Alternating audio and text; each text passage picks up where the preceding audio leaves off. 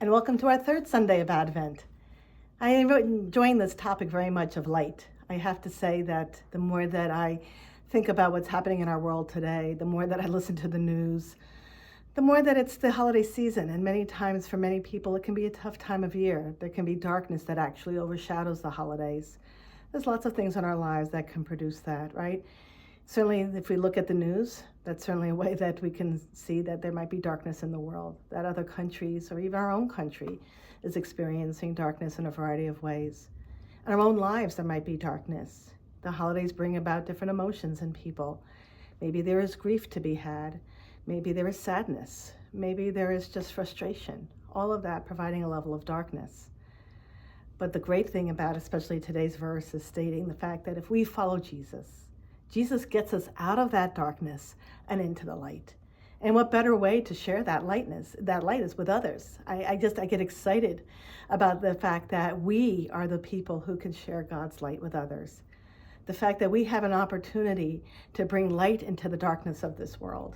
And knowing that Jesus is the light that we will always have in our lives can help for us to be rejuvenated by that light each and every time. We're Christians, yes, but we have darkness in our lives too. I'm sure that many of you who are listening to this video have darkness in their lives. We do too. But the good news is that we also have Jesus. And Jesus rises above any darkness that we might have. Jesus brings that light, the light of hope, the light of truth, the light of understanding, and the light of forgiveness.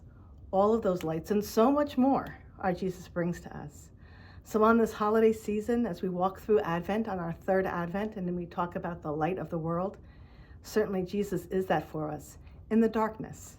Let us rise above the darkness that is around us. Let us rise above the darkness that might be in our country or in our homes or in our hearts. And let us see that the dear Lord, our Jesus, is the one that brings light into our world. Again, we're in front of another tree in my home. This one happens to be our military tree, and talk about a time of year when many military members are not home with their families and there might be darkness for those families.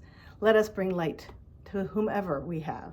But certainly if you know a military member that may not be home, embrace their families because it's a tough time for them as well. I look forward to seeing you on our fourth Sunday, which is next week as we embark on Christmas, which is just right around the corner. I don't want anybody getting frustrated. Breathe. It's going to be okay because we have the light of Jesus and it overcomes any darkness you might be facing. Blessings for the week ahead, and I'll see you next week.